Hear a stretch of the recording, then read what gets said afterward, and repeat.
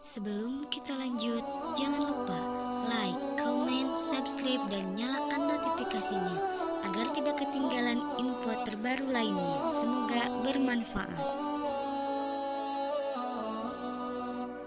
Bang Zuma, tadi Anda bertanya siapa penulis kitab Ibrani. Saya mau jawab Bang Zuma. Ya, silakan. Terima kasih Bang Zuma. Jadi di Ibrani 13 ayat 23 di situ ketahuilah bahwa Timotius saudara kita telah berangkat segera.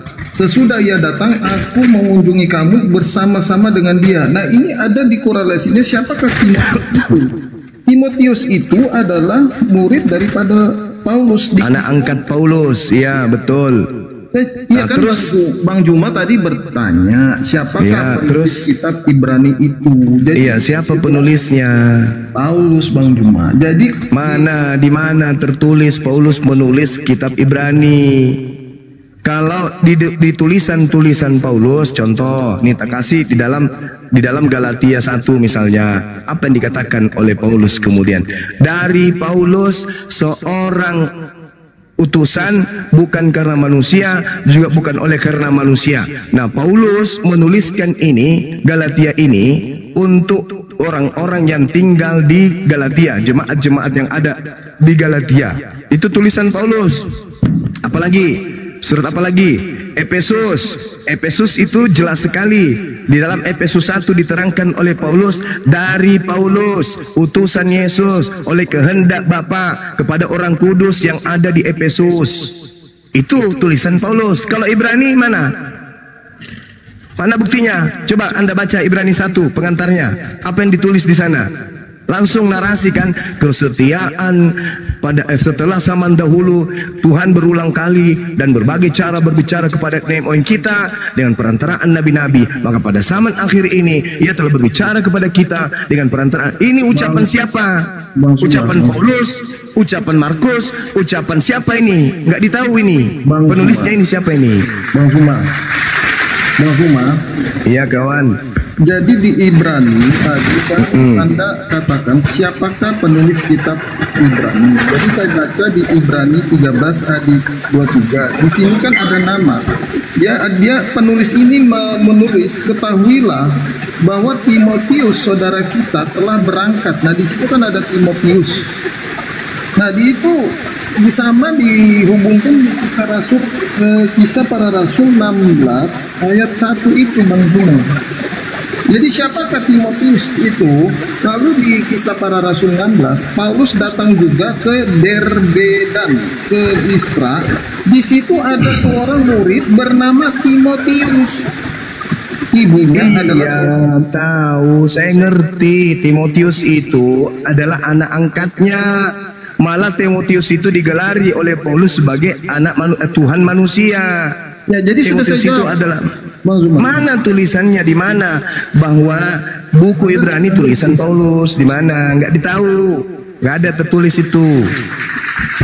Jadi bagaimana begini Bang Zuma, bagaimana seorang penulis mengetahui nama Timotius itu kalau tidak ada dia mengenal sang Timotius itu?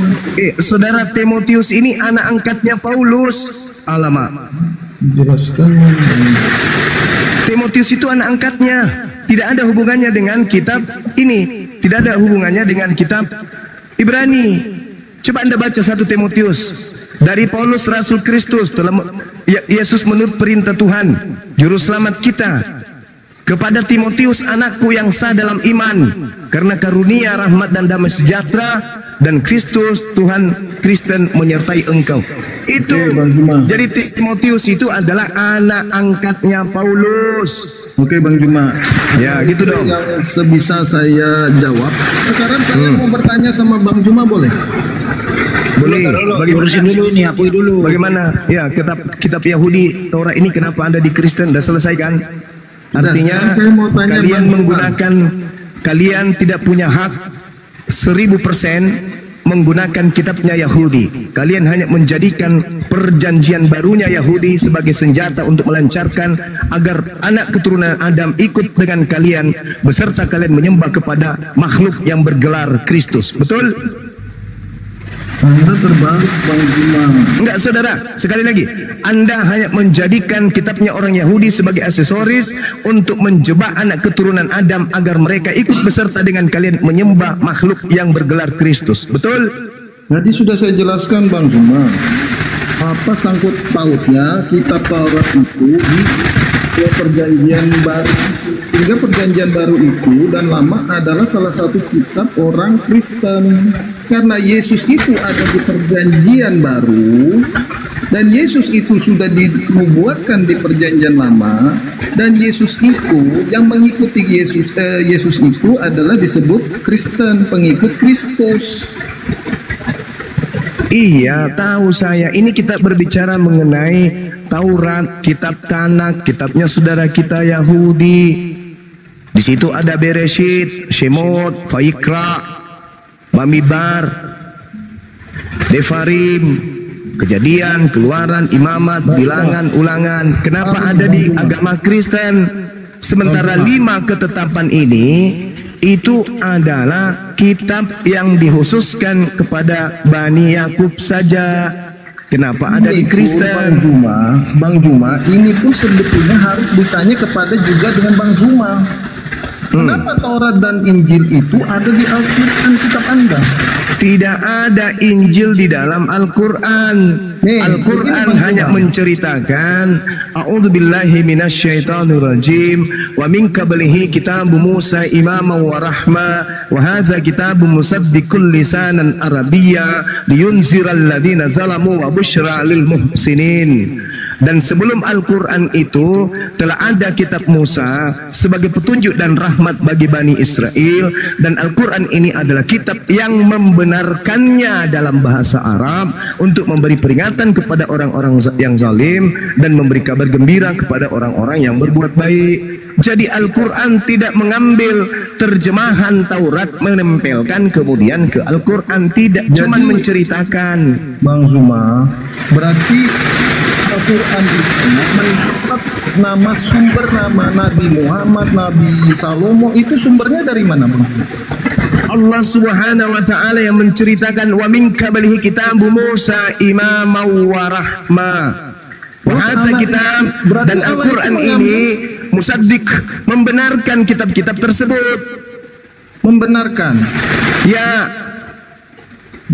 Jadi kejadian yang terjadi, misalnya nih, kejadian terjadi di Malaysia, lalu kemudian diceritakan kejadian itu kembali di sini di Indonesia, bukan berarti mengambil kitabnya orang Malaysia lalu menggabungkan dengan kitabnya orang Indonesia. Kalau Al-Quran itu cuman menceritakan kembali, menarasikan. Dia sudah catat Bang Juma, pernyataan Bang Juma bahwa Al-Quran membenarkan kitab Taurat, benar tidak? Ya, betul. Nah, yang menjadi kontradiksi Bang Juma, ya, kalau Allah membenarkan kitab yang ada di Taurat, kenapa waktu pengorbanan Abraham, Ishak dan Yakub itu berbeda dengan Abraham, Ismail dan Yakub keturunannya itu? Kenapa berbeda, Bang Juma? Kata siapa yang berbeda? Bang Juma, menurut kitab Anda, yang dikorbankan Abraham adalah Ismail di gunung apa itu? Moria ya. Sedangkan kitab Taurat itu yang dikorbankan Ishak. Kata siapa? Kenapa dua nama ini sangat berbeda, Bang Zuma? Kata siapa yang dari dua ibu yang berbeda, tapi dua ibu ini mempunyai anak satu-satunya. Hagar mempunyai anak Ismail, Sarah juga mempunyai satu anak tunggal yang bernama Ishak. Maka itu kita baca di kitab Kejadian 3. Saya tanya sama saudara, yang diminta untuk dikorbankan ini anak menurut daging atau anak menurut roh? Menurut roh itu maksudnya apa? Iya. Yang diminta untuk dikorbankan, korban ini jasad atau roh? Jasad. Jasad. Anda baca Galatia 4 nomor 23. Tetapi anak dari perempuan yang menjadi hambanya itu diperanakkan menurut daging, dan anak dari perempuan yang merdeka yaitu Sarah itu diperanakkan menurut apa? Roh, karena janji. Sekarang yang korban dipotong lehernya roh atau daging? Bentar, Bang Juma, sebentar. Sekarang yang dikorbankan yang punya leher itu roh atau daging? Yang dikorban yang dibawa Abraham ke gunung itu ya? Iya. Nah, itu kan tubuhnya Ishak. Yang Tubuhnya Ishak, tapi yang diperanakan menurut daging Ismail bukan Ishak. Gimana dong? Anak Ishak itu juga daging kan, sama-sama manusia mereka itu. Kata siapa? Yesus mengatakan dalam Yohanes 1:13. Orang-orang yang diperanakkan bukan dari darah atau dari daging, bukan pula secara jasmani oleh keinginan seorang laki-laki, melainkan karena Allah. Ada beberapa orang yang dilahirkan bukan karena keinginan daging, termasuk Yohanes Pembaptis. Termasuk Yesus, termasuk Ishak. Itu bukan karena daging, tapi karena keinginan Tuhan. Termasuk Adam. Sabar Bang Jumas, tadi saya catat pernyataan Anda bahwa Al-Quran itu membenarkan kitab Taurat. Ya, memang betul. Tetapi dalam kitab Taurat yang dibawa Abraham naik ke gunung itu Ishak, bukan Ismail. Nah, kata siapa? Di mana tertulis itu? Oke, Bang Juma, sebentar Bang Juma. Saya bacakan di Kejadian 22 ayat 21 dulu. Jangan langsung ke 22. Ini langsung ada namanya soalnya Bang Juma, langsung. Oh, silakan. Oke, silakan. Nah, silakan. Ingat ya. Setelah semuanya itu Allah mencoba Abraham. Ia berfirman kepadanya, Abraham. Lalu sahutnya, ya Tuhan. Firman-Nya, ambillah anakmu yang tunggal itu yang engkau kasihi, yakni Ishak. Pergilah ke tanah Moria dan persembahkanlah dia di sana sebagai korban bakaran pada salah satu gunung yang akan kukatakan kepadamu.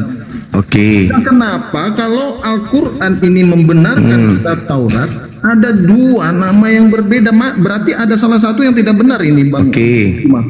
Ya, sekarang kau katakan Ishak kan? Sedangkan Bang Juma, sebentar, agama Anda ini kan baru muncul di abad ke-7.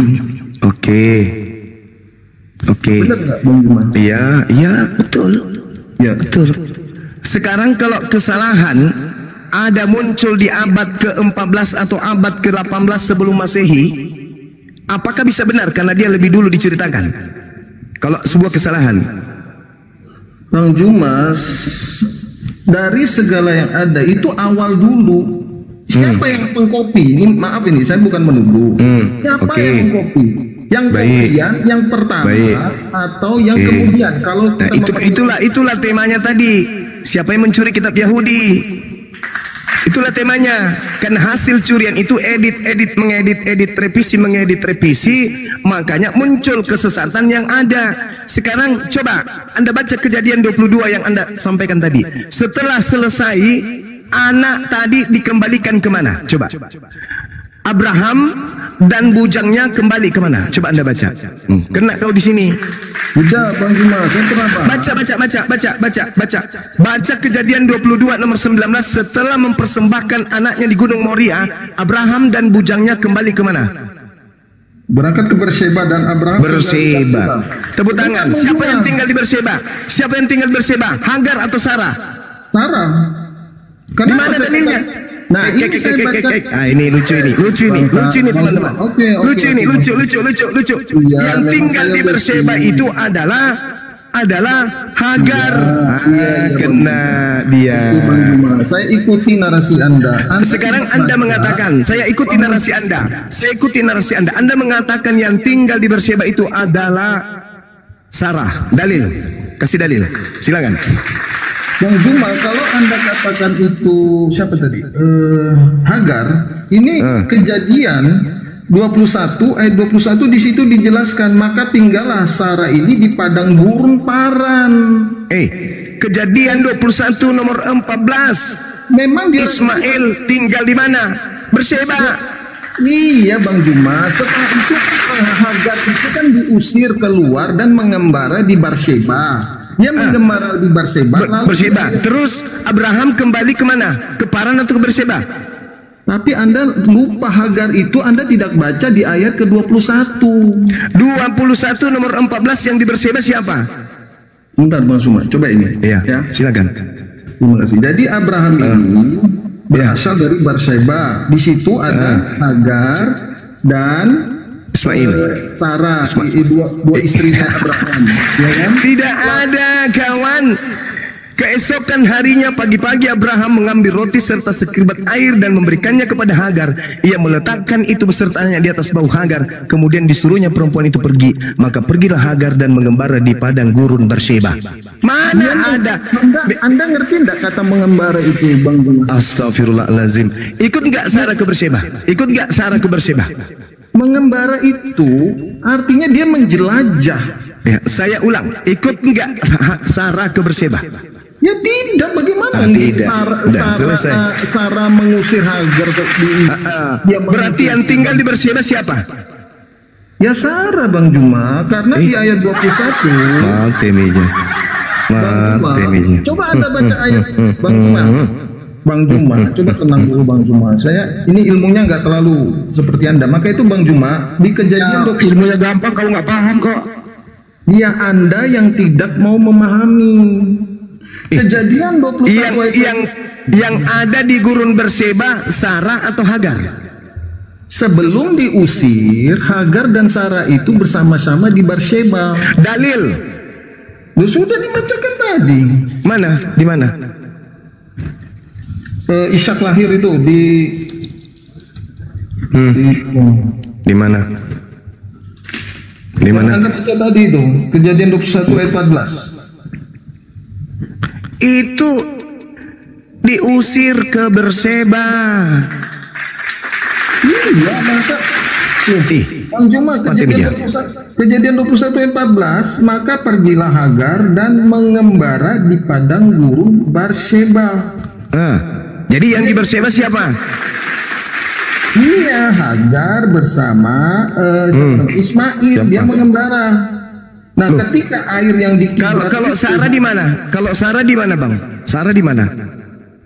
Memangnya Berseba itu kecil. Enggak, Sarahnya di mana? Sarah di mana? Sarah di mana? Sarah.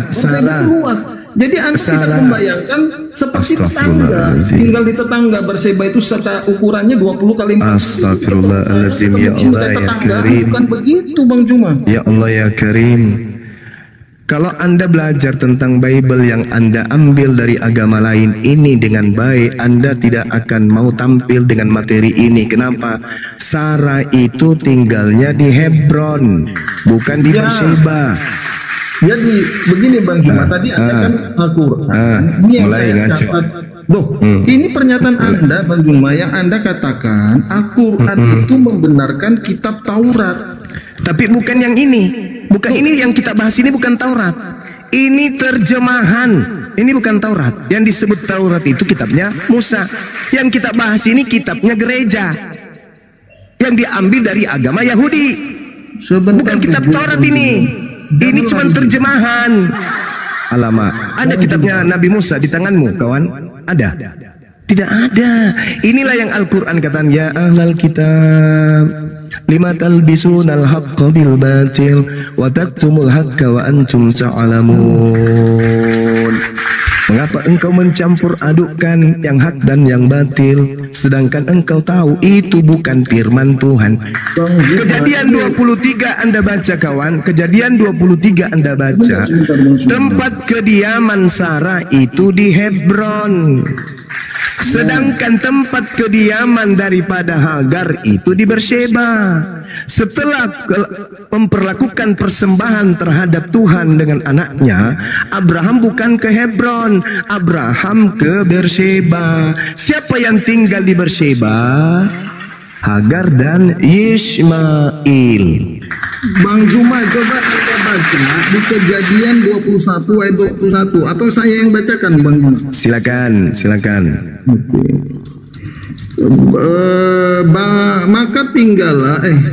Maka tinggallah ia, adalah ini maksudnya si siapa? Hagar dan Ismail. Maka tinggallah ia di padang gurun Paran dan ibu Orang ini, Bang Juma, izin. Ini orang ini ya saudara, mengakui kitab membahas kitab yang dia curi.